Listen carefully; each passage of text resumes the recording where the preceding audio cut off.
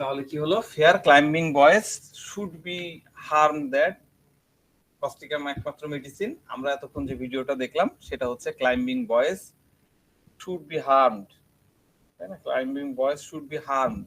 তো আমরা ক্লাইম্বিং বয়েজটা কি সেটা বোঝার চেষ্টা করলাম। আপনারা কি বুঝলেন সেটা জিজ্ঞাসা করছি না, আমরা এটা নিয়ে আলোচনা করছি। বেসিক্যালি এই ক্লাইম্বিং বয়েজের একটা কারা ক্লাইম্বিং বয়েজ, এটা একটা ঐতিহাসিক প্রেক্ষাপট আছে। হ্যাঁ, রোমান্টিক এরা বলে। রোমান্টিক এরা মানে রোমান্টিক যুগ। রোমান্টিক যুগ বলা হয় 1785 সাল থেকে 1830 সাল পর্যন্ত। এই এই যে সময়কাল, এটাকে বলা হয় রোমান্টিক এরা। আপনারা রোমান্টিক এরা দিয়ে যদি গুগলে লিখেন, উইকিপিডিয়াতে অনেক কিছু পেয়ে যাবেন। এই সময় আসলে অনেক শিল্প বিপ্লব হয়েছে, বিভিন্ন ধরনের সাহিত্যের, তারপরে বিভিন্ন সেক্টরে উন্নতি হয়েছে। তো এই সময়টাতে হত দরিদ্র সম্প্রদায়ের মধ্যে শিশু শ্রমটা খুবই স্বাভাবিক একটা ঘটনা ছিল, এবং তা প্রায়শই ভয়াবহ বাস্তবতার পরিণতি ঘটতো। অনাথ বা দরিদ্র পরিবারে জন্ম নেওয়া শিশুরা প্রায় বাবা মা বা এতিম লোকজনদেরকে তাদেরকে দাস হিসাবে বিক্রি করে দিত।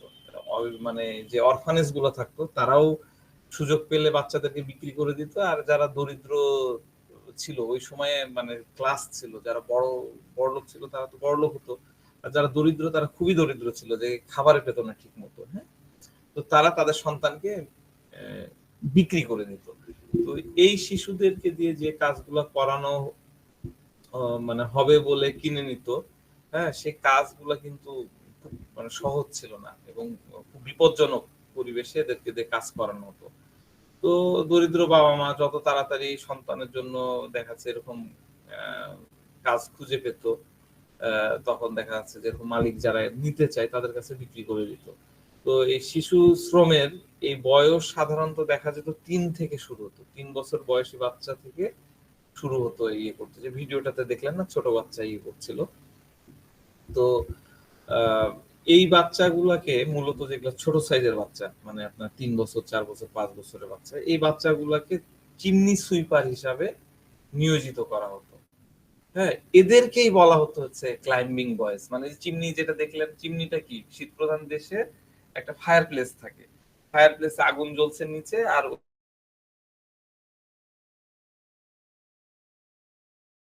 তাই না, পুরোনো কিছু বাড়িতে এরকম হয়তো আছে, ব্রিটিশ পিরিয়ডে কিছু বাড়ি আমাদের রাজশাহীতেও আছে, বিভিন্ন জায়গায় আছে। তো সেই জায়গাগুলোতে ফায়ার ফায়ার প্লেস বা চিমনির ইয়েটা দেখা যায়, কিন্তু ইন জেনারেল আমরা এটার সাথে অতটা পরিচিত না। তো এই বাচ্চাগুলা করতো কি, ওই চিমনি পরিষ্কার করতো। তারা দেখা যাচ্ছে যে এরকম মানে ক্লাস পিপুল, মানে যার বাড়িতে এরকম চিমনি আছে, বড় লোক, তারা এরকম বাচ্চা কিনে ফেলতো, এবং আইনগতভাবে ওই বাচ্চার অভিভাবক সেই পার্সনই হতো, সেই মনিব বা সেই মালিক সেই হতো। তো এই বাচ্চাগুলা কে টেক কেয়ার করা, তাদের বিভিন্ন মানে ফরফরমেন্স খাটানো, এই কাজগুলা এই বাচ্চাদেরকে দিয়ে তারা করাতো। তো প্রায় দেখা যেত একজন ক্লাইম্বিং বয়েজ বা চিমনি সুইপারের কাজ করতে যে এই শিশুটা অসুস্থ হয়ে পড়তো, অনেক সময় আহত হয়ে যেত, আবার দেখা যাচ্ছে যে কাজ করতে করতে মারা যাচ্ছে। কারণ তো এটা গরম জায়গা, আর খুব ন্যারো প্লেস, ওই যে ভিডিওতে দেখলেন খুবই চিকন জায়গা, এখানে বড় মানুষ কিন্তু ঢুকতে পারবে না। ওইরকম 3-4 বছরের বাচ্চারা মানে ওই ন্যারো প্যাসেজ দিয়ে উপরের দিকে উঠতো আর কি, এবং এত কম জায়গা থাকতো, সেখানে নড়াচড়া করা খুব সহজ হতো না। তো এই কাজে বাচ্চাকে দীর্ঘ সময় ধরে কাজ করতে হচ্ছে, ঘন্টার পর ঘন্টা, এমনকি দেখা যাচ্ছে সারাদিন ওই আঁটো সাঁটো জায়গার মধ্যে থাকতে হচ্ছে। হ্যাঁ, তো অনেককে বাফ ইট করতে হতো, মানে তাদের চিমনির ভেতরে এই যে বাফ ইট করা বলে, মানে কাপড় দিয়ে এরকম জোরে জোরে স্ক্র্যাবিং করতে হতো, ঘষে ঘষে চকচক করতে হতো। মানে সব তো আর ইয়ে হতো না, আপনার ইটের তৈরি হতো না, কিছু থাকতো দেখা যাচ্ছে পিতল বা ধাতব জিনিস দিয়েও চিমনি তৈরি করা থাকতো, তখন ঘষে ঘষে চকচক করতে হতো। মানে শক্তি খাটায় পরিষ্কার করতে হতো, আর পরিষ্কার করছে আর উপরের দিকে উঠতেছে। তো এই কাজগুলো করার সময় এই বাচ্চাগুলাকে হাঁটু আর কনুইয়ের ব্যবহার করতে হতো, কনুই দিয়ে স্ক্রলিং আর হাঁটু দিয়ে ধরে ধরে উপর দিকে উঠতো। তো বেশিরভাগ ক্ষেত্রে হয় কি, চিমনি গরম থাকে, ফলে শুধু তার জামা কাপড়ই পুড়ে যেত না, বাচ্চাদের চামড়াও পুড়ে যেত এবং ওই যে ঘষা লেগে চামড়া উঠে যেত। তো দুর্ভাগ্যবশত কিছু কিছু চিমনি এতটাই জ্যাম থাকতো যে তারা ঘন্টার পর ঘন্টা সেখানে আটকে থাকতো। কিছু মানে বাই লাক আর কি, কিছু শিশু হয়তো ওরকম আটকে যাওয়া জায়গা থেকে রক্ষা পেত, এবং অন্যদের দেখা যাচ্ছে গলা পর্যন্ত, যে একটা ভিডিও দেখালো না, ভিডিওর একটা অংশে যে একদম গলা পর্যন্ত আহ কয়লাতে আটকে আছে। তো এইভাবে কি হয়, প্রচন্ড সাফোকেশন হয়, সাফোকেশন হয়ে আবার অনেক মারা যেত। তো ওই যে ক্লাইম্বিং বয়েজের এই ধরনের মৃত্যুকে দুর্ঘটনা বলে কিন্তু তার মালিক যারা ছিল তারা চালিয়ে দিত। তো এটার একটা লম্বা সাইড ইফেক্ট কিন্তু বাচ্চাদের উপরে থাকতো।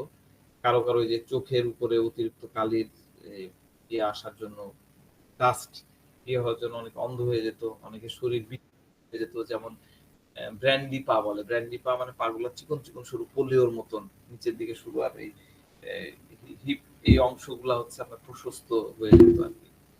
তো বেশিরভাগ ক্লাইম্বিং বয়েজ যাদের স্বাস্থ্য যদি ভালো থাকতো, পরবর্তীতে তারা একদম সুঠামদের সুপুরুষ, কারণ তারা তো স্ট্রাগল করে বড় হয়েছে, তাই না?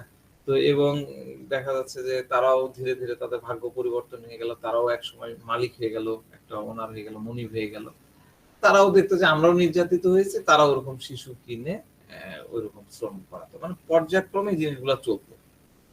তাহলে বুঝতে পারছেন কিরকম নির্যাতিত শিশুর কথা, ক্লাইম্বিং বয়েজ এইরকম একটা বিষয়। এখন তার ক্লাইম্বিং বয়েজ নাই, তার মানে কি রুব্রিক্সটা কি আমরা ডাস্টবিনে ফেলে দেব? ডেফিনেটলি না, আমরা কিন্তু ডাস্টবিনে এটাকে ফেলবো না। এই রুব্রিক্সটা আমাদের সমাজের প্রেক্ষাপটেও আমরা কিন্তু চালাতে পারবো। তো এইরকম বয়েজদেরকে নিয়ে কস্টিকামের ভয়, যে তারা শারীরিকভাবে বা মানসিকভাবে ক্ষতিগ্রস্ত হচ্ছে বা আঘাত পেতে পারে, এই রুব্রিক্স দিয়ে কিন্তু এটাই বোঝাচ্ছে। আমি একটা কেস শেয়ার করি, তাহলে আপনারা এই বিষয়টা খুব ভালো করে বুঝে যাবেন। একটা মহিলা আসছে, বয়স 28 to 30 মতো হবে। মেয়েটার এক্সপ্রেশন গুলা, ফেসিয়াল এক্সপ্রেশন, জেস্টার এক্সপ্রেশন অনেকটা খোলামেলা টাইপের। হ্যাঁ, চোখে মুখে কথা বলে না, কিছু মানুষ থাকে মনে হয় যে খেলছে চোখ মুখ দিয়ে, চোখে মুখে কথা বলতেছে। তো মহিলাটা বোরখা পরে আসছে, কিন্তু মেকআপ, আমরা যে মহিলারা পরে যেটা মেকআপ পরা নাই, এবং বোরখাটাও বেশ স্টাইলাস। হাতে একটা পার্স নিয়ে আসছে, একদম স্টোন বসানো, খুব লুক্রেটিভ পার্স, মানে এনে টেবিলের সামনে রাখছে, দেখার মতো পার্স ছিল। তো আমার সামনের চেয়ারে বসেই সে বলা শুরু করে দিল যে, ডাক্তার সাহেব, গত 1 মাস থেকে আমার সরি আমার বাম পায়ের গোড়ালি ব্যথা করছে, খুব ব্যথা করে। মানে একটা মহিলা দেখতে সুন্দর, চোখে মুখে কথা বলে, সে মহিলা এসে চেয়ারে বসলো, বসে সে একদম ডাইরেক্ট অ্যাকশন কথা বলা শুরু করে দিল। তো এটা ডেফিনেটলি আমার কাছে তো একটু ওরকম লাগবে। আমি শুধু তাকাই আছি, দেখছি আমার সামনে ল্যাপটপের ইয়েতে তাকে দেখা যাচ্ছে। তো তাকাই আছি, সে বলেই চলছে এই হয়েছে ওই হয়েছে এরকম ওরকম, মানে অনেকগুলো কথা বললো নন স্টপ। আমি দেখি কতখানি বলে। রুগী যখন বলতে চাই প্রথমের দিকের কথা, তখন রুগীকে বলতে দিতে হয়। আবার মানে আমি মনে হয় এর আগেও বলেছি যে রুগীর প্রথম কথা থেকে মেডিসিন সিলেকশন হয়ে যায়, আবার শেষ কথা থেকেও হয়। তাহলে ওই সময়গুলোতে ইন্টারাক্ট করা যায় না, করা উচিত না। তো যাক, আমি তাকে বললাম যে ব্যথা কিভাবে হলো, ভারী কিছু তুলেছেন নাকি অন্য কিছু? রুগী বলছে না না না, আমি বেশি ভারী কিছু চাড়িনি, স্বাভাবিক কাজকর্মই করেছি। 1 মাস আগে কি হয়েছিল, যেহেতু ব্যথা 1 মাস বললো, 1 মাস আগে কি হয়েছিল যে তারপর থেকে ব্যথাটা শুরু হলো? তো রুগী বলছে যে 1 মাস আগে আমি জিমে গিয়েছিলাম, তো তারপর থেকে গোড়ালিটা ব্যথা হচ্ছে। তো মহিলাটার ফিগার ডেফিনেটলি খুব সুন্দর, এবং মানে একদম ফিনফিনে পাতলাও না, ফ্যাটও না, এই যে খুব সুন্দর মেনটেন করা ফিগার। তার বললাম আপনি জিম কেন শুরু করতে গেলেন? হ্যাঁ, তো বললো যে এই তো শুধু ফিট থাকার জন্য, আমার ওজনটাকে নিয়ন্ত্রণে রাখতে জন্য। আমি সাধারণত একটু পেশেন্টের সাথে একটু মজা করি। তো তাকে মজা করে বললাম যে, "কে বলছে আপনি মোটা? আপনি তো বেশ হালকা পাতলা। হ্যাঁ, আপনাকে কেন জিম করতে হবে?" তো রুগী হাসতে, হাসতে শুধু ফিট থাকতে এবং অসুস্থ থাকতেই জিমে গেছি। আমি জিজ্ঞাসা করলাম, "আপনার বাসায় কে, কে আছে?" তো তিনি বলছেন যে, "আমার ছোট বোন" কি একটা নাম বলল, "আমার বাবা, মা, একটা বিড়াল, আমার একটা ডগিও আছে, আর আমার বড় ভাই সাকিব। তো ও এখানে আমাদের সাথে থাকে না। মিয়াপাড়ায় আপনাদের কলেজ মানে বাজারের এলাকায় আরকি আপনাদের কলেজ আছে ওইখানে চলে গেছে। সেখানে একটা তার বাসার পাশে একটা জিম আছে। জিমের ঠিক পাশেই তার বাসা। তো ওখানে গিয়ে আমি জিম করি।" আমি জিজ্ঞাসা করলাম, "আপনি কি করেন? আপনার প্রফেশন কি?" তো উনি বলতেছেন যে, "আমি একটা গ্রুপ অফ ইন্ডাস্ট্রিজ এ চাকরি করি। এইচআর এখানে একটা আমাদের রাজশাহীতে তো খুব বেশি গ্রুপ নাই আর এরকম প্রাইভেট ইন্ডাস্ট্রি টাইপের কিছু নাই। কয়েকটা আছে। তো সেখানে সে চাকরি করে।" তো আমি বললাম যে, "আপনার কি নিয়ে বেশি টেনশন? বাসা নিয়ে নাকি জবে?" তো আমি যখন অন্য কিছু না করে অনেক সময় হয় কি অনেক রুগী-টুগি দেখার পরে এনার্জিও থাকে না। তখন আমি আমার ক্ষেত্রে হয়, আমি ডাইরেক্ট ইয়েতে অ্যাকশনে চলে যাই। নিয়ম কিন্তু তা না। নিয়ম হচ্ছে আপনি পেশেন্টকে আগে কুল ডাউন করবেন, তাকে একটা জায়গায় নিয়ে যাবেন। আপনার আ ভাইব্রেশন, আপনার ইন্টেলেকচুয়াল লেভেল হোক বা আপনার সেই লেভেলে তাকে নিয়ে আসবেন। নিয়ে এসে তারপরে তখন এগুলো করবেন। তো আমারও অত লাগছে না, আমি ডাইরেক্টলি বলতেছি, "কি নিয়ে আপনার এত টেনশন? বাসা নিয়ে না জব নিয়ে?" তো আমার প্রশ্ন শুনে সে একটু মনে হলো যে হতভম্ব হয়ে গেল। তার কপালে একটা প্রশ্নবোধক চিহ্ন দেখতে পারলাম। তারপরে তিনি একটু হালকা করে কোথাও না। আমি জিজ্ঞাসা করলাম যে, "আপনার কোন হিলে ব্যথা করে? কোন গোড়ালিতে ব্যথা করে? বাম নাকি ডান?" তো সে বলছে, "বাম।" তো বাম মানে তো আমি তো আপনাদেরকে বারবারই বলি। তো আমারও একটা কনফিডেন্স ছিল। আমি খুব কনফিডেন্স দেখায় বলতেছি। হ্যাঁ, একদম খুব কনফিডেন্ট। "হ্যাঁ, হ্যাঁ, তাহলে তো আপনার সমস্যা বাসায়। টেনশন বাসায়, তাই না?" যখন এইভাবে একটু কনফিডেন্স নিয়ে তাকে ফোর্স করলাম, আমার কথা শুনে তো সে আরো ভ্যাবাচ্যাকা খায় গেছে, হতভম্ব হয়ে গেছে। খুব মানে টোনটাকে খুব লো করে ক্ষীণ কণ্ঠে বলতেছে, "বাড়িতে কোনো টেনশন নাই। হ্যাঁ, তবে টেনশন একটাই সাকি, মানে আমার ভাই ভাই সাকিকে নিয়ে আমার টেনশন হয়।" খুব ছোট্ট করে মানে লো টোনে কথাটা বলল। তো আমি বললাম, "কেন?" বলল যে, "আমরা আগে একসাথে বাসায় থাকতাম, কিন্তু সে তো বিয়ে করে ফেলে। তো তার বউটা খুব ডমিনেটিং। বিয়ের পরে আমাদের বাসায় রোজ ঝগড়া হতো। তাই বাবা একদিন তো রাগ করে বলে দিলেন যে, 'যা তোরা আলাদা থাক।' এজন্য সে বাসা ছেড়ে মিয়াপাড়াতে বাড়ি ভাড়া করে থাকতেছে।" মানে আমাদের ওই কলেজ এলাকায় জায়গাটার নাম মিয়াপাড়া। ওই মিয়াপাড়া এলাকাতে বাড়ি ভাড়া করে থাকতেছে। তো আমি বললাম, "ও আচ্ছা ঠিক আছে।" তো আমি বললাম যে, "সাকিব সাহেব কি প্রেম করে বিয়ে করছে? তাই না?" মানে এটা খুব কমন সেন্স। ধরেন যে ছেলে যদি প্রেম করে বিয়ে করে বাবা-মার মত তো থাকবেই না। তখন তো একটু অ্যাডজাস্ট এ প্রবলেম হয়। তো কিছু, কিছু জায়গায় আপনাকে রোগীকেও তো একটু দেখাতে হবে। কথা দিয়ে ইমপ্রেসড করতে হবে। তো উনি বলতেছেন, "হ্যাঁ, হ্যাঁ।" তো আমি বললাম, "তাহলে তো সে তার ভালোবাসা নিয়ে সুখী থাকবেই।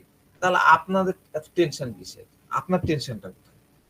তো রোগী বলছে যে, "আমার ভাইয়ের বউ খুবই ডমিনেটিং। আর সাকি মানে বেসিক্যালি এই মহিলাটা আর তার ভাই হলো একদমই পিঠাপিঠি। একদমই পিঠাপিঠি। হ্যাঁ, ১-১.৫ বছর বা ২ সরি ২-২.৫ বছরের ছোট বড় আরকি। তো বলছে যে সাকি আমাকে বলে যে সে খুব ঝগড়া করে। রাগ করে সব রান্না করা বন্ধ করে দেয়। হ্যাঁ? তাকে খেতে দেয় না। আসলে ডাক্তার সাহেব আমার ভাই সাকি না খুব মেধাবী ছেলে। সাকিব খুব মেধাবী ছেলে। তো সে সারা জীবন আম মানে সে জীবনে অনেক উন্নতি করতে পারত। কিন্তু আমি ভয় পাচ্ছি আমার তার বউ তার সবকিছু নষ্ট করে দিবে। তাহলে মহিলার ভয়টা কি বুঝতে পারলেন? সাকি কিন্তু তার থেকে বড়। তার ভাইটা কিন্তু তার থেকে বড়। 2 বা 2.5 বছরের বড়। কিন্তু তার ভয়টা হচ্ছে যে তার বউ তো খুবই ডমিনেটিং, সে প্রসপেক্টিভ ছেলে এবং আমি কনফার্ম যে সে অনেক উন্নতি করতে পারবে, কিন্তু তার ভয় হচ্ছে তার বউ হচ্ছে তাকে সবকিছু নষ্ট করবে। আমি এই জিনিসটা নিয়ে চিন্তিত, আর কিছু না। তার স্ত্রী আমার ভাইয়ের জীবনটাই মনে হয় নষ্ট করে, এই কথাটা কিন্তু সে 2 বার বললো। ভাবি মনে হয় আমার ভাইয়ের জীবনটাই নষ্ট করে দেবে। তো যাক, আমি মোটামুটি একটা আইডিয়া পেয়ে গেছি মেডিসিন সম্পর্কে। আর 2-1টা মেডিসিন তো মাথায় চলে আসে এই জায়গায়। এইটুকু কথা যদি আপনারা রুব্রিক্স নিয়ে অ্যানালাইসিস করেন, স্পেশাল রুব্রিক্স না জানেন, তাহলে দেখবেন 2টা বা 3টা মেডিসিনের মধ্যে চলে আসবে। ইগনিশিয়া আসবে, কস্টিকাম আসবে, আরো 2-1টা রেপার্টরি করলে আপনি দেখতে পাবেন। তো যাক, আমি মেডিসিন কনফার্ম করার জন্য কয়েকটা ইনকোয়ারি করলাম। এটা আপনারাও করতে পারেন, সবসময় কনফার্ম করার জন্য কিছু কোশ্চিন রেডি রাখতে। তো আমি তাকে বললাম যে আর সব কাজ আপনার কেমন চলছে, আপনার অফিসে, আপনার জবে? রুগী বলছে যে চাকরি নিয়ে আমি খুব খুশি, আমি ভেরি হ্যাপি। হ্যাঁ, আমার হেড অফিসে আমার 35 জনের একটা টিম আছে, আমি এইচআরে কাজ করি। তো সে কিভাবে কথাটা বললো ভালো করে আমি আরেকবার বলতেছি। সে বলছে যে আমি চাকরি নিয়ে খুব খুশি, আমাদের 35 জনের একটা টিম আছে, আমি এইচআরে কাজ করি। তো সাধারণ পার্সন হলে কি বলে জানেন? আমি হলে বলি যে আমার আন্ডারে 35 জন আছে। ভালো করে খেয়াল করেন, ম্যাক্সিমাম লোক যাদের ইগো থাকে বা ইয়ে থাকে, তারা ডাইরেক্ট বললে আমার আন্ডারে, আমি তো এইচআর। এইচআর মানে কি? এইচআরএম মানে হচ্ছে হিউম্যান রিসোর্স ম্যানেজার, মানে তার আন্ডারে কিন্তু অন্য সবগুলা থাকে, তাই না? আমরা যারা কোম্পানি রুলস গুলা জানি। তো এমনি রুগীরা কিন্তু এই কথাটাই বলে, কিন্তু এ কিন্তু প্রেজেন্টেশনটা ছিল অন্যরকম। তো সে বলছে, মহিলা বলতেছে যে সবাই আমার ভালো যত্ন নেয়, তারা সত্যিই ভালো এবং খুব কেয়ারিং। তা আমি বললাম যে আপনি কেয়ারিং বলেই তো তারা কেয়ার করে। রুগী তো আমিও তাদের প্রতি কেয়ারিং, হ্যাঁ, কিন্তু অত অত বাড়াবাড়ি রকমের না। আমি বললাম যে মনে করেন যে এটা এটা কিন্তু কনফার্মেটরি কোশ্চিন আর কি, এইভাবে কোশ্চিন করবেন আপনারা। মনে করেন যে তাদের সাথে আপনার বস বা হায়ার অথরিটি অন্যায় কিছু হচ্ছে, অন্যায় কিছু করছে, তখন আপনি কি তাদের জন্য ফাইট করবেন? যদিও এটা হচ্ছে ক্লোজ ইনডেড কোশ্চিন, হ্যাঁ, তারপরেও কিছু ক্লোজ ইনডেড কোশ্চিনকে ওপেন ইনডেড মতন করে পুশ করা যায়।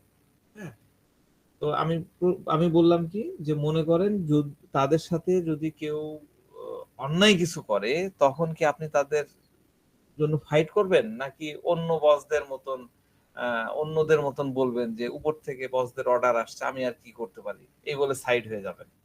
আমি কোশ্চিনটা করলাম।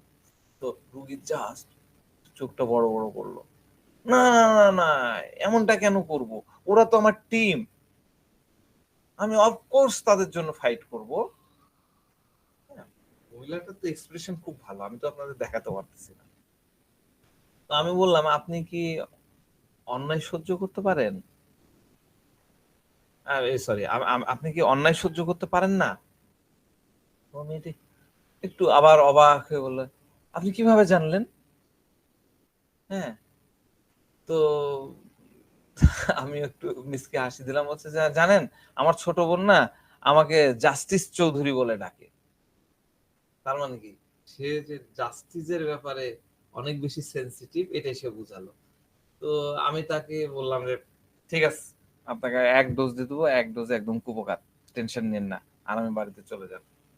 ঠিক আছে, এই ছিল কেস। তো এই জায়গাটায় আমরা কি চিন্তা করতে পারি?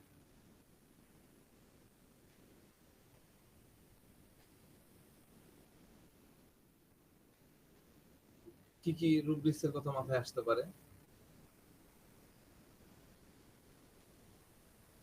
Anyone? Sympathy, injustice cannot support. একজন একজন করে, একজন একজন করে। শহীদুল ভাই, ডক্টর শহীদুল ইসলাম বলেন প্লিজ। স্যার প্রথমত ওই যে আমার ভাইটা তো একদম শেষ হয়ে যাবে। এটা চিমনির মধ্যে ভাই পড়ে গেছে, আর তার ভাবি যেন চিমনি ভাইটা এ ক্লাইম্বিং করছে, এখানে শ্বাসরুদ্ধ মারা যাবে, এই প্রথম রুবিক্স। আর exact, injustice can not support খুব সুন্দর। এবং সিম্প্যাথি। সিম্প্যাথি, হ্যাঁ, cares and worries, element from cares and worries. জি স্যার। আচ্ছা, ঠিক আছে সিয়াম। বলছিলাম যে আমি প্রথমে অ্যাংজাইটি ফ্যামিলি মেম্বার্স মনে করেছিলাম, কিন্তু শহীদুল ভাইয়ের কথা শুনে মনে হচ্ছে আমি যে সময় ছিলাম না ক্লাসে, ঠিক ওই সময় কোনো নতুন রুব্রিক শিখিয়েছেন মনে হচ্ছে। ঠিক আছে। যাই হোক, আমি আমি আমি ভেবেছি element from care and Warsi, anxiety family members, R confirmatory rubrics থেকে আমি যেটা পেয়েছি ইনজাস্টিস ক্যান নট সাপোর্ট। হ্যাঁ, এখন ঘটনা আর হচ্ছে এখানে ফ্যামিলি ইউনিট মেম্বার্স থেকে না, কিন্তু সবাইকে নিয়ে সে ওয়ারিড না, এটা একটা ইম্পর্টেন্ট বিষয়। সে হলো তার ভাইটাকে নিয়ে ওয়ারিড। ঠিক আছে, ফেয়ার ডার্ক আছে, সামথিং উইল হ্যাপেন, ফেয়ার এটা আছে। ঠিক আছে, ফেয়ার ইভেল, কতদিন ফেয়ার মিস ফরচুন বলেছিলাম, সেগুলো অনেক ইয়ে নেওয়া যায়। হ্যাঁ, ডক্টর আলীবর্দী বলেন প্লিজ।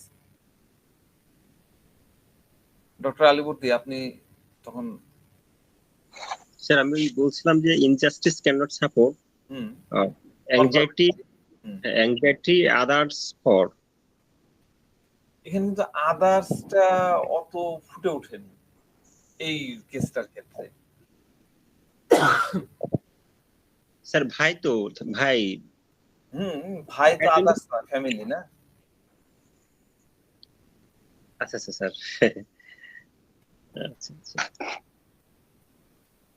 আচ্ছা, ডক্টর জমির উদ্দিন ভাই আছেন? নাই, আছি। হ্যাঁ। আমার কাছে এখানে মনে হলো যে ইনজাস্টিস ক্যান নট সাপোর্ট, এটা তো আছে কনফার্মেটরি, এটা আছে। আর হলো না, আর আমি চিন্তা করতে পারতেছি না। আমি একটু আগে ক্লাইম্বিং বয়েস, আমি আপনাকে মিউট করলাম। একটু আগে ক্লাইম্বিং বয়েস নিয়ে যে রুব্রিক্সটার কথা বললাম, যে কাহিনীর কথা বললাম, সেই কাহিনীর সাথে কি এখানে মিলাতে পারছেন কিছু একটা? আমাদের যদিও শহীদুল ভাই মিলাই ফেলেছেন। হ্যাঁ, বিষয়টা হচ্ছে দেখেন, এই কেসটা আমি কিন্তু বলেছি ওই ফেয়ার ক্লাইম্বিং বয়েজ। হ্যাঁ, কি fair climbing boys should B harmed. আমার ভয়টা হচ্ছে কি, আমার ভয়টা হচ্ছে কি বললো রুগী, কি বললো রুগী? বললো যে তার ভাইয়ের বউ হলো খুব ডোমিনেটিং, সে খুব ঝগড়া করে, হ্যাঁ, রাগ করলে সব বন্ধ টন্ধ করে দেয়। তাহলে তার ভয়টা কোথায় হচ্ছে? তার ভয়টা হচ্ছে আমার ভাই খুবই মেধাবী, সে জীবনে অনেক দূর যেতে পারতো, কিন্তু আমার ভয় হচ্ছে তার বউ তার সবকিছু নষ্ট করে দিবে। আমি এই জিনিসটা নিয়ে আমি এটা নিয়ে চিন্তিত, আর কিছু না। তার স্ত্রী আমার ভাইয়ের জীবনটা নষ্ট করে দেবে, এই জায়গাটা দেখেন। সে কিন্তু এটাকে আমি বললাম দুবার সে বলেছে, তার মানে তার ভয়ের জায়গাটা ওই বয়সটাকে নিয়ে যে ক্লাইম করতেছে। ভাই তো রাইজিং দিকে আছে, সে জীবনে অনেক উন্নতি করতে পারবে, তার মধ্যে সে ক্যাপাসিটি আছে, তার মধ্যে সে কি বলবো, তার মধ্যে সে পজিটিভ জিনিসগুলো আছে। সে এই জায়গায় থাকার লোক না, সে ওই জায়গায় যাওয়ার লোক, কিন্তু সে যে চিমনিতে যাচ্ছে মানে বইয়ের, আমার ভয় হচ্ছে সেখানে সেটাতে হার্ম হয়ে যাবে। আমি কি বুঝাতে পারলাম? রুব্রিক্সটা বুঝতে পারেননি কে? এই কারণে উদাহরণটা টানলাম। অ্যানালজি করেন, ওই যে ক্লাইম্বিং বয়েজের যে পার্সপেক্টিভের কথা বললাম, তার যে সিচুয়েশনের কথা বললাম, ওই সিচুয়েশনের সাথে এটাকে মিলান, সূক্ষ্মভাবে মিলান, দেখেন দুইটা একই সূত্রে গাথা। ঠিক আছে, আমি আরেকটা কেস বলি, তাহলে আরেকটু ক্লিয়ার হবেন। ভালো করে শোনেন স্যার, রুব্রিক্সটা আরেকবার যদি বলা যেত। রুব্রিক্সটা দিইনি আমি? দিলাম তো। আচ্ছা, আমি দিয়ে দিচ্ছি। ফেয়ার ক্লাইম্বিং বয়েজ হয়ে গেল। Fair climbing boys should be harm that, fair that climbing boys should be harm. Climbing boys যারা উঠতেছে, ক্লাইম্ব করতেছে, হ্যাঁ, ওই ভিডিওটা যেটা দেখাইছিলাম ইউটিউবে, সেটা দেখলেও কিন্তু এই রুব্রিক্সের কথা মাথায় আসতে হবে। আচ্ছা, আমি আরেকটা কেস বলি। সেই কেসটা বলার আগে আমি একটু একটা ফেনোমেনা দেখায় নেই, এটা একটু দেখায় আপনাদের মজা লাগে। একটু রিক্রিয়েশন করলাম। এই গানের যারা হিন্দি বোঝেন তারা তো বুঝলেনি মা কিরকম হয়, মমতার রূপ কিরকম হয় সেটা নিয়ে বলেছে। তো আমি একটা কেস শেয়ার করি। এইটাও একটা মহিলা পেশেন্টের কেস। এটা মহিলার বয়স আনুমানিক 50-এর মতন। তো মহিলাটার প্রবলেম হলো তার এই যে নেক মানে ঘাড়ের নেক মাসলে স্পাজম হয়, স্পাজমে ভুগতেছিল এবং সেটা ছিল লেফট সাইডে, বাম সাইডে, ঠিক এই জায়গাটায়। তো মাঝে মধ্যে তার মাইগ্রেনের ব্যথা হতো, আর তার ব্যথাটাও যখন উঠতো তখন বাম সাইডে হতো, পুরো বাম সাইড, সাথে সাথে খুব দুর্বলতা অনুভূত হতো। তো তার প্রবলেম গুলো বাম সাইডে, এটা ডেফিনেটলি একটা সিগনিফিকেন্ট কিছু বহন করছে। তো বাম সাইড মানে কি আমি বলেছিলাম, বাম সাইড মানে হচ্ছে হার্টের পার্ট, হার্টের সাথে রিলেটেড। হার্ট মানে কি লাভড ওয়ান, ব্লাডের সাথে রিলেটেড কারোর সাথে কিছু একটা কাহিনী আছে বলেই সে লেফট সাইডে এফেক্ট হচ্ছে। তো বাম সাইডে মাইগ্রেনের প্রবলেম অনেক বেশি হলে বমি হয়ে যায়, এবং তখন বমির পরে দেখা যাচ্ছে হাত প্রচন্ড ব্যথা করে, বিশেষ করে যদি তখন কিছু ধরতে যায়, কাজ করতে যায়, ব্যথাটা বেড়ে যায়। তো প্রবলেম গুলো শুরু হয়েছে মোটামুটি মাস দেড়েক হলো। তো আমি ওই যে আমি যেটা করি আপনারাও করবেন, আইপিআর সম্পর্কে জিজ্ঞাসা করবেন। আইপিআর কি বলেছিলাম? ইন্টারপার্সোনাল রিলেশনশিপ, আশেপাশে কে আছে, তার পরিবেশে কে আছে, ভাই বোন ব্রাদার্স, এগুলো সব খোঁজ খবর নেবেন। তো সে বলছে যে তার দুটা ছেলে, বড় ছেলের বিয়ে হয়েছে, বিয়ের পরে বউ সহ একসাথে তারা থাকে, ছেলের বউ সহ আর কি। ছোট ছেলেটা এসএসসি পরীক্ষা দিবে, তার আরেকটা মেয়ে আছে, তাকেও বিয়ে দিয়ে দিয়েছে, সে শ্বশুর বাড়িতে থাকে। তো আমি তাকে তার স্ট্রেসের কথা জিজ্ঞাসা করলাম, আপনার কি ধরনের স্ট্রেস, কি এত রিসেন্ট কোন স্ট্রেস আছে কিনা। সে বলল যে আমার বড় বোন মারা গেছে। হ্যাঁ, আমি কিন্তু পুরো কেসটি কিন্তু বলতেছি না, আমি জিস্ট বোঝাচ্ছি। তো তার সাথে কথা বলে যেটুকু বুঝলাম যে এই মহিলাটা খুবই সিম্প্যাথেটিক, মানে খুবই খুবই সিম্প্যাথেটিক, এবং মানে অনেকটা কি বলবো পেসিমিস্ট টাইপের আর কি। হ্যাঁ, পেসিমিস্টের বিষয়ে পরে আসছি। তো কোনো বাচ্চা যদি দেখা যাচ্ছে বা তার বাচ্চা যদি একটু চিৎকার করে কান্না করতো, হ্যাঁ, তখনই তার দেখা যাচ্ছে অনেক সমস্যা হয়ে যেত, প্যালপিটেশন হইতো, আর খারাপ লাগতো। সে তখন বাচ্চাকে বকা দেওয়া, এইভাবে চিৎকার করো না, আওয়াজ করো না, তোমরা এখান থেকে চলে যাও। কোনো লোকজনের যদি দুঃখ কষ্ট দেখে তখন তার মনের মধ্যে অনেক দয়ার ভাব তৈরি হয়, এবং সে দেখা যাচ্ছে ওটা নিয়েই ভাবতে থাকে, ভাবুক হয়ে যায়। তো এইগুলো বেসিক্যালি তার সিম্প্যাথেটিক নেচার আর কি। হ্যাঁ, সিম্প্যাথেটিক নেচার। আর পেসিমিস্ট যেটা বললাম, পেসিমিস্ট মানে হলো, পেসিমিস্টের বাংলা কি? পেসিমিস্টের বাংলা হচ্ছে নৈরাজ্যবাদী, তাই না, না না বাচক, এটা হলো পেসিমিস্ট।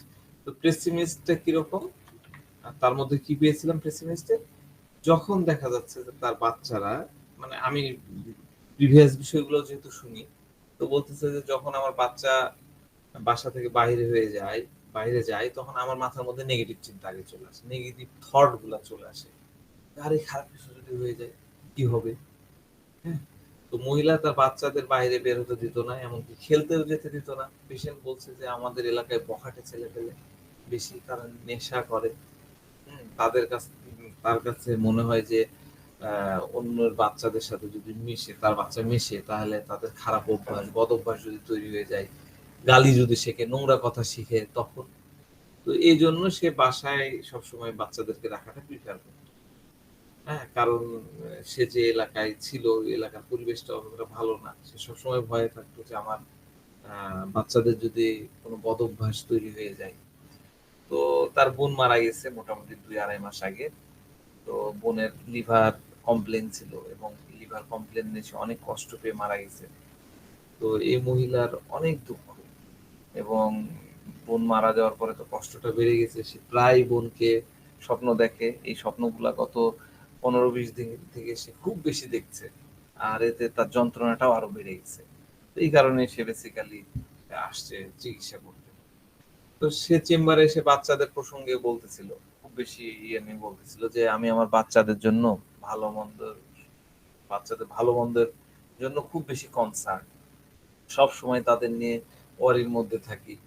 হ্যাঁ, এই জন্য আমার রাত্রে ঘুম হয় না, কনস্ট্যান্টলি ভয় কাজ করতে থাকে, টেনশন কাজ করতে থাকে, মনে হয় যে আমার বাচ্চাদেরকে সেফ কিভাবে রাখবো, কিভাবে তারা সেফ থাকবে, কোনো খারাপ কিছু আবার হয়ে যাবে না তো। তো সে তাড়াতাড়ি এখানে বড় ছেলেকে বিয়ে দিয়ে দেয় এবং বউকেও তার কাছে রাখে। তো বাড়ির যাবতীয় রেসপন্সিবিলিটি সে বহন করে। সে বেসিক্যালি অনেক বড় একটা ফ্যামিলি বিলং করতো, মানে সে আউট অফ রাজশাহী যখন থাকতো, গ্রাম অঞ্চলে তখন একসাথে আহ, সে থাকতো। সেই ফ্যামিলিতে প্রায় 10-12 জন মানে তার মেম্বার ছিল, যা ছিল, তার দেবর ছিল, সে বড় ভাবি আর কি। তো সব রেসপন্সিবিলিটি, বাড়ির যাবতীয় রেসপন্সিবিলিটি তাকে বহন করতে হতো। এবার এখানে আসছে, এখানে এসেও সে সব রেসপন্সিবিলিটি বহন করে। মাঝে মধ্যে বৌমার সাথেও তার কিছু কথা কাটাকাটি মতন হয়তো দেখা যায়। তো আহ, যে জিনিসটা তার ইয়ের মধ্যে আমরা পেলাম যে তার বোনের সাথে তার অনেক বেশি অ্যাটাচমেন্ট ছিল, মানে তার যাবতীয় ফিলিংস গুলা সে তার বোনের সাথে শেয়ার করতো, সুখ দুঃখের কথাগুলো বলতো। মানুষের তো শেয়ার করার লোক লাগে। তো তার বোন ছোট ছিল, কিন্তু তারপরেও তার কাছ থেকে পরামর্শ নেওয়া থেকে শুরু করে সবকিছু করতো। হঠাৎ করে তার বোন মারা গেল। হ্যাঁ, সে যখনই ভাবে যে তার বোন আর নাই, তখনই সে অত্যন্ত দুঃখী হয়ে পড়ে, উদাস হয়ে পড়ে। সে এতটাই উদাস ছিল যে বোনের কথা বলার সময় তার একদম চোখগুলো ছল ছল করে, হ্যাঁ, একদম ভরে উঠলো। পানি কিন্তু পড়লো না, ছল ছল উইপিং ডিসপোজিশন একদম সেই জায়গায় ছিল। তো মহিলাটা বেসিক্যালি ভালো করে খেয়াল করেন, মহিলাটা বলতেছিল যে আমি এক সরকারি স্কুলের সম্ভবত সরকারি হাই স্কুলের টিচার ছিল। তো বাচ্চা হওয়ার পরে সে বাচ্চাদের কথা ভেবে চাকরি ছেড়ে, সরকারি চাকরি সে ছেড়ে দেয়, বাচ্চাদেরকে ইয়ে করতে হবে। হ্যাঁ, তো সে খুবই সিম্প্যাথেটিক, কারো কষ্ট সে দেখতে পারতো না। এবং ওই যে কনফার্মেটরি কোশ্চেন গুলো আমি করেছিলাম, কারো প্রতি যদি অন্যায় হতো সে সেখানে একদম আওয়াজ তুলতো। এবং শ্বশুর বাড়িতে যখন সে থাকতো, এই পুরো বড় ফ্যামিলি সে পুরাটা মেনটেনেন্স করতো, এবং সে মানে ডান্সিং সেই ধরনের ইয়ে তার মধ্যে কিন্তু ছিল। তো অনেক বেশি তার রাগ করতো এবং অ্যাগ্রেসিভ, মানে তার সাথে যদি ন্যূনতম কন্ট্রাডিকশন হয় সে প্রচন্ড রেগে উঠতো। অ্যাঙ্গার, কন্ট্রাডিকশন, অ্যাগ্রাভেট আমাদের উদ্দেশ্য আছে, সেই লেভেলে সে ছিল। তো এই ছিল মোটামুটি একটা জায়গা। তো এইখানে দেখেন আপনারা কি কি ধরতে পারছেন, কি কি আসতে পারে, একে একে একটু বলেন দেখি, কি কি আমরা চিন্তা করতে পারি। এনিওয়ান, চেষ্টা করেন। হ্যাঁ, আসসালামু আলাইকুম স্যার। আচ্ছা, হ্যাঁ, প্রথমেই মনে হলো cautious, anxiously, anxiety, family about detached feeling. Detach feeling, অনেক দূরে, অনেক বেশি দূরে চলে গেছেন। আচ্ছা, ঠিক আছে, ঠিক আছে, প্রথমগুলো তো ঠিকই আছে। আর ইনজাস্টিস ক্যান নট সাপোর্ট। আচ্ছা, মহিলা একটা কথা বলতেছিল যে আমার বাচ্চা বাড়ি থেকে বাইর হলে এই যতক্ষণ এলাকাটা পার না হয়, কারণ ওই মোড়ের উপরে ছেলেপেলে আড্ডা দিয়ে থাকতো, আমি ওই রাস্তার মধ্যে দেখতাম ওদেরকে পার করে দিয়ে আমি বাসায় ঢুকতাম।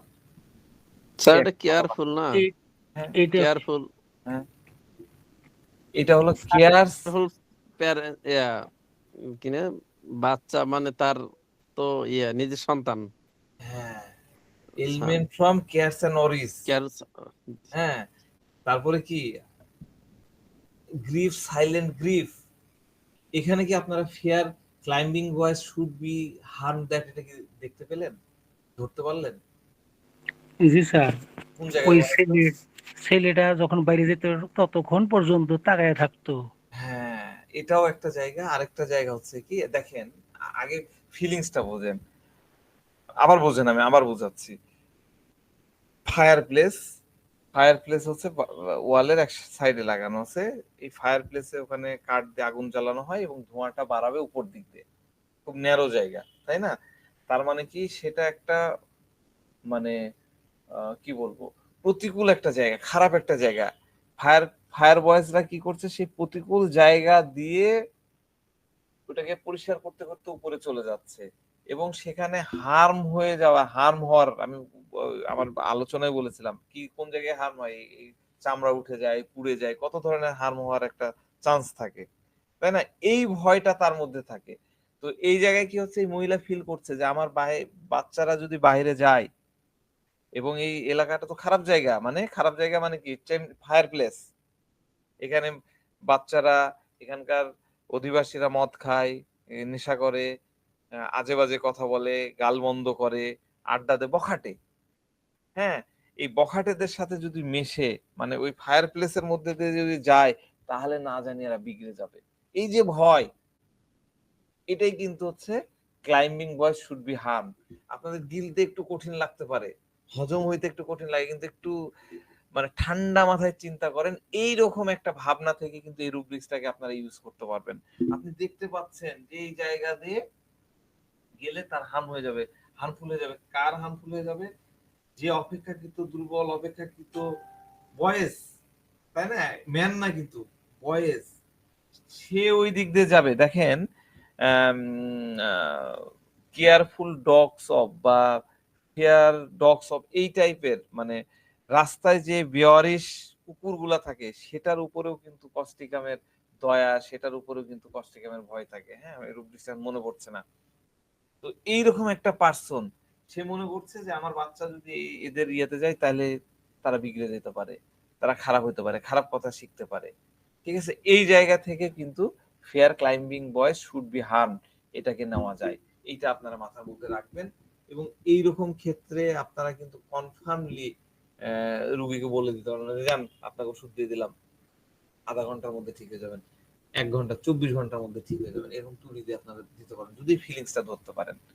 আর কি রুব্রিক্স আসতে পারে? ইনজাস্টিস ক্যান নট সাপোর্ট আসতে পারে। আর আমাদের একটা খুব চমৎকার একটা রুব্রিক্স আছে, পেসিমিস্ট। হ্যাঁ, পেসিমিস্ট, যেটা বললাম যে খারাপ কিছু হয়ে যাবে না তো, মানে ভালো জিনিস চিন্তা করতে পারে না। ধরেন পেসিমিস্টের উল্টাটা কি, আপনারা কি জানেন? পেসিমিস্টের উল্টা কি ওয়ার্ড? Positivity, positiveness. অপটিমিস্ট। হ্যাঁ, অপটিমিস্ট। হ্যাঁ, থ্যাংক ইউ। কে অপটিমিস্ট বললেন? আব্দুল হান্নান। হ্যাঁ হ্যাঁ, থ্যাংক ইউ স্যার, খুব সুন্দর বলেছেন। অপটিমিস্ট, অপটিমিস্ট আর পেসিমিস্টের ইয়েটা আমি একটু বুঝাই। ধরেন এটা একটা গ্লাস, হ্যাঁ, কাঁচের গ্লাস, কাঁচের গ্লাসে অর্ধেক পানি দেওয়া আছে। যারা অপটিমিস্টিক তারা বলবে কি, তারা কি বলবে? হাফ গ্লাস পানি আছে। আর যারা পেসিমিস্টিক তারা কি বলবে? যে অর্ধেকটা ফাঁকা আছে। মানে নেগেটিভ জিনিস, পেসিমিস্ট যারা থাকে তারা নেগেটিভ জিনিসটা দেখে। আমি বুঝাতে পারলাম? হ্যাঁ, আর কি, সে তার বোনের সাথে কথা বলতে, যে বোনের সাথে তো না, মানে বোনের কথা বলতে যে সে অনেক শকড, তাই না, একদম চকড হয়ে গেল, চোখ দিয়ে পানি ঝরছে, উইপিং ডিসপোজিশন তার মধ্যে কিন্তু থাকছে। আরেকটা কেস শেয়ার করতে চাচ্ছিলাম, এই কেসটা সম্ভবত শেয়ার করা যাবে না, এটা আধা ঘন্টাতে হবে না, বেশি লাগবে। আচ্ছা, আমি টুকরো কয়েকটা গল্প বলি, সেই গল্পগুলো আপনাদেরকে কস্টিকাম ভাবনা বুঝাতে কি হবে, যদিও আমি আলোচনা করেছি। হ্যাঁ, এর মধ্যে আপনাদের সাথে এগুলা নিয়ে অনেক ইয়ে হয়েছে, আপনারা খালি একটু করে মিলায় নেন, রিভাইজ হবে। তো কিছুদিন আগে পত্রিকায় দেখতেছিলাম, কিছুদিন মানে বেশ কয়েক বছর আগে, যে একটা সম্ভবত ইউরোপিয়ান কোন একটা কান্ট্রি, আমার মনে পড়ছে না, 10-12 বছর একটা মেয়ে, বা ধরেন 14 বছর একটা কিশোরী, সে একটা প্ল্যাকার্ড নিয়ে আসছে, ফেসবুকে আসছিল। প্ল্যাকার্ডে লেখা আছে এই সেভ নেচার, দূষণের বিরুদ্ধে সে প্রতিবাদ জানাচ্ছে। ঠিক আছে, তার কোনো একটা জায়গায় লেগেছে, সে ওরকম একটা প্ল্যাকার্ড নিয়ে আসছে। যদিও ওয়েস্টার্ন কান্ট্রি গুলা, ইউরোপীয় ভুক্ত কান্ট্রি গুলা এই বিষয়গুলো তো অনেক বেশি সেন্সিটিভ, তাই না, দূষণের বিষয়ে, পলিউশনের বিষয়ে প্রভাবশালী রাষ্ট্র। কিন্তু কি হয়, যে তারা তাদের প্রভাব, প্রতিপত্তি, ক্ষমতা, এগুলাকে ধরে রাখার জন্য কিন্তু চিন্তা করছে না, কোথায় নিউক্লিয়ার বোমা মারতে হবে, কোথায় ব্যালিস্টিক বোমা মারতে হবে, এগুলা নিয়ে তাদের মাথা ব্যথা নাই। তো ওগুলা করতে যে পরিবেশ নষ্ট হয়ে যাচ্ছে, বিষ পরিবেশের সাথে মিশে যাচ্ছে, এবং এর ফলে প্রজন্মের পর প্রজন্ম পঙ্গু হতে পারে। এই যে আপনি দেখেন আমেরিকার মতন একটা দেশ, যে দেশ জাপানের হিরোশিমা এবং নাগাসাকিতে দুটো বম ফেললো, তারপরে কি প্রজন্মের পর প্রজন্ম কিন্তু এখন পঙ্গু হয়ে মানুষ আসে। এখন ইদানিং একটু ঠিক হচ্ছে, কিন্তু আমরা কি দেখেছি এই যে দীর্ঘ প্রায় 70 বছর হয়ে গেল, তাই না? যত প্রজন্ম আসছে পঙ্গুর পর পঙ্গু, এরা কিন্তু এগুলো চিন্তা করেনি। এই যে গাছ টাছ কাটা হচ্ছে, ইন্ডাস্ট্রিয়ালাইজেশন করতেছে, এই বিষয়গুলোতে কি গ্লোবাল ওয়ার্মিং হচ্ছে, তাই না? কিন্তু এই সব স্বার্থান্বেষী রাষ্ট্রগুলা কিন্তু তাদের সুখ, ক্ষমতা, ভোগ বিলাস এগুলা নিয়ে আছে, অস্ত্র কেনা বেচা নেই ব্যস্ত, পরিবেশের কথা সে ভাবতেছে না। আর এই ছোট মেয়েটা সে কি করতেছে, মিডিয়াতে, সোশ্যাল মিডিয়া গুলাতে লেখালেখি করছে, জনসংযোগ সৃষ্টি, মানে জনগণের দৃষ্টি আকর্ষণের জন্য সে প্ল্যাকার্ড নিয়ে রাস্তার মধ্যে দাঁড়িয়ে যাচ্ছে, ঠিক আছে? তো এই যে মেয়েটার মনের মধ্যে প্রবল আবেগ, যেটা থেমে থাকেনি, মানব সভ্যতাকে বাঁচানোর জন্য, বিশ্বকে বিপদমুক্ত করার জন্য, বিশ্বের মানুষের সকলের প্রতি তার যে মানে ভালোবাসা, তার যে কেয়ারিং, প্রাণীদেরকে বিপদমুক্ত করতে হবে, পরবর্তী প্রজন্মকে ভালো রাখতে হবে, মানব কল্যাণে সে একা পথ, একলা চলরে নীতি, তার পাশে কিন্তু কেউ ছিল না, সে একাই প্ল্যাকার্ড নিয়ে দাঁড়ায় গেছে। সে শক্তিশালী রাষ্ট্রে, ইউরোপীয় ইউনিয়নের কোন একটা রাষ্ট্রে সে দাঁড়াইছে, আমার মনে পড়ছে না। তো এইটা এই এই যে সিচুয়েশন, এইটা হচ্ছে অস্তিকামের একটা জায়গা। কিছুদিন আগে, যদি আমি বিষয়টাকে সমর্থন করি না, তারপরেও কিছুদিন আগে আমরা কি দেখলাম, ইরানে প্রতিবাদ করছে, প্রতিবাদের ভাষাটা ভালো ছিল না, একদম মানে বোরখা খুলে ইরানের কোন একটা ইউনিভার্সিটির সামনে একটা মহিলা সে প্রতিবাদ করছে। হ্যাঁ, এই যে প্রতিবাদের ল্যাঙ্গুয়েজ, প্রতিবাদের জায়গাটা, এটা কিন্তু কস্টিকামের। এগুলা কিন্তু অহিংস প্রতিবাদ, এটা কিন্তু সহিংস প্রতিবাদ না, ঠিক আছে? এই এই চিত্রটা একটু মাথার মধ্যে রাখেন।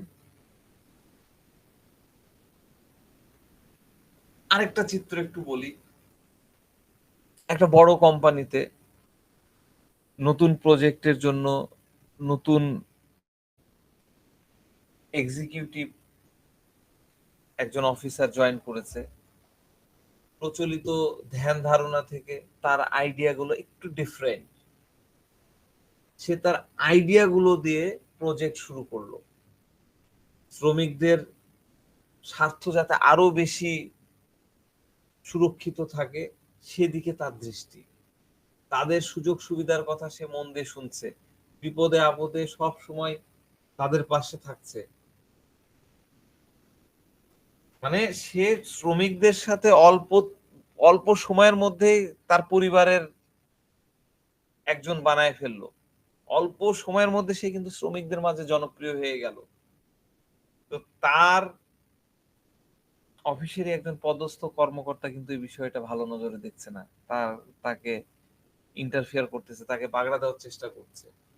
তো প্রচলিত ধ্যান ধারণার বাইরে যাওয়াতে ম্যানেজমেন্টের দৃষ্টি আকর্ষণ করলো, এবং ওই লোককে থামানোর জন্য যাবতীয় প্রচেষ্টা চালাতে থাকলো।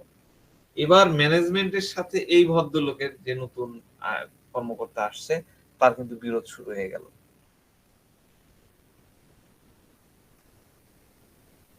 সে তার গ্রুপের সব সদস্যকে মোটিভেটেড করলো, তার কথা মতো চলতে হবে, ওভার টাইমে খাটতে হবে, অল্প এইভাবে গেলে কোম্পানির লাভ হবে, শ্রমিকদের, কোম্পানির লাভ হলে সেখান থেকে শ্রমিকদের এইভাবে হবে। হ্যাঁ, তো এই যে এই যে একটা সিচুয়েশন তৈরি হলো, ঠিক আছে? এই যে সিচুয়েশন, নতুন সংস্কার, নতুন একটা জায়গা, নতুন একটা পথ চলার, এটাও কিন্তু কস্টিকামের ক্ষেত্র, ঠিক আছে? আরেকটা ঘটনা বলি, সেটা হচ্ছে যে একটা ছেলে খুবই মানে নিডি ফ্যামিলির, তো পিপি ফ্যামিলি মানে দিনমজুর ফ্যামিলির ছেলে। তো ক্লাস 8-এ জেএসসি পরীক্ষা দিবে। তো জেএসসি পরীক্ষা দিতে গেলে আপনারা তো জানেন যে ওই যে এরকম মোটা গাইড বই লাগে। তো বাবা অনেক কষ্টে একটা গাইড বুক কিনে দিয়েছে। তো তারই একজন ফ্রেন্ড আবার সেটাকে সিস্টেম করে সেটাকে লুকায় ফেলেছে। হ্যাঁ, ওয়ান কাইন্ড অফ চুরি করে নিয়েছে। এরপরে এই ছেলে যেহেতু একটু মেরিটোরিয়াস, একটু মেধাবী, সে বুঝতে পারছে আমাকে দিয়ে দাও, সে কোনোভাবে দেয় না। তারপরে দেখা যাচ্ছে যে তার কলমের নিব নিয়ে দেখা যাচ্ছে যে নিবটা নষ্ট করে ফেললো। হ্যাঁ, তারপরেও সে একটু যে প্রতিবাদ করে, টিচারদেরকেও একটু জানালো যে স্যার আমার তো এই অবস্থা, আমার বই চুরি করে ফেলেছে, আমার কলম নষ্ট করে ফেলতেছে, তার কারণে আমি এই যে অন্য টিচারদের কাছে বকা খাচ্ছি, আমি করতে পারতেছি না। তো এবার সে যখন ওই টিচারের কাছ থেকে কোনো সলিউশন পেল না, তখন সে কি করলো, তার অন্য বন্ধুরা যারা এই ঘটনা, যে তার পেন নষ্ট করে দেওয়া ঘটনা বা ওই বইটা ওই ছেলে চুরি করেছে এই ঘটনা যারা দেখেছে, তাদেরকে সাক্ষী করে সে মানে প্রপার বিচার পাওয়ার জন্য সে হেডমাস্টারের কাছে যে প্রতিবাদ জানালো। তো পরবর্তী ইয়েতে হেডমাস্টার করলো কি, যে না এত দরিদ্র ছেলে, তাকে একটা বইয়ের ব্যবস্থা করে দিল, কিছু কলমও দিয়ে দিল। এটাও কিন্তু একটা কস্টিকামের ক্ষেত্র। কস্টিকাম যে কিন্তু ওই যে ছেলে তার বই চুরি করেছে বা তার কলমটা নষ্ট করেছে, তার নাকে কিন্তু একটা ঘুষি মেরে দিবে না, তাকে কিন্তু আহত করবে না। ঠিক আছে, সে কি করবে, যথাযথ কর্তৃপক্ষের কাছে যথাযথ জায়গায় গিয়ে সে কমপ্লেন করবে এবং সেখান থেকে সে একটা প্রতিকার পাওয়ার চেষ্টা করবে। যেমনটা আমরা দেখি আমাদের বাসাতে কস্টিকামের জায়গায় দেখা যাচ্ছে যে একটা বাসাতে 3-4টা ভাই বোন আছে। তো অন্য ভাই বোন দেখা যাচ্ছে যে তার উপরে চড়াও হয়, তার সব পিঠাপিঠি ভাই বোন মনে করেন, আমি ঘটনা বলতেছি, প্রেক্ষাপট বলতেছি। তো তার একটা কিছু নষ্ট করলো, সে ওটাকে আচ্ছা ঠিক আছে ছোট বোন করেছে করুক। আবার আরেক ভাই এসে আরেকটা কিছু করলো, তার খাবার নষ্ট করলো, তার জামা নষ্ট করলো। তো তাদেরকে একটু করে বললো না এগুলো করে না, হ্যান ত্যান, কোনোভাবে কিছু শোনে না। তো সে তার মায়ের কাছে গেল যে মা তোমার বাবা তোমার ছোট ছেলে এই করছে, তোমার মেয়ে এই করছে, মাও কিছু করলো না। তখন সে কি করবে, তখন সে দেখবে যে সিনিয়র কে আছে, দাদা দাদি অথবা তার বাবা অফিস থেকে আসলে সে কিন্তু একদম স্পষ্ট এই বিষয়গুলো বলবে, প্রতিবাদ করবে যে দেখো মাকে আমি বলেছি, মা কিন্তু শোনেনি, তোমার ছেলে এই করেছে, তোমার মেয়ে এই করেছে, বা তোমার নাতি এটা করেছে, তোমার এই করছে, তুমি এটা সঠিক বিচার করো এবং এর শাস্তি দাও। ঠিক আছে, এটাও কিন্তু একটা কস্টিকামের একটা চিত্র। ঠিক আছে, আমি কিন্তু আপনাদের 4টা চিত্রের কথা বললাম। এই চিত্রগুলো কিন্তু আমরা হল বিষয়ে কিন্তু কস্টিকামে খুব ভালোভাবে দেখতে পাই। আপনারা যদি একটু গল্প করেন, এই ঘটনায় তো আসবে তা না, এই ঘটনাগুলোর মধ্যে যে সূক্ষ্ম ভাবনাটা আছে, এই ভাবনাটা নিয়ে অনেক ঘটনায় আপনারা কিন্তু পেয়ে যাবেন। ঠিক আছে, তো এই হলো বিষয়। আর কস্টিকাম নেগেটিভ বিষয়গুলো নিয়ে তো আমি বলেছি, আপনাদেরকে সেদিন আলোচনা করেছি, সেই এগুলাও কস্টিকামের মধ্যে পাওয়া যায়। আর এরপরেও যদি আমার সুযোগ হয়, আমি আরো কিছু কেস টেস আছে, সেগুলো আমি শেয়ার করবো পরবর্তী এগুলাতে।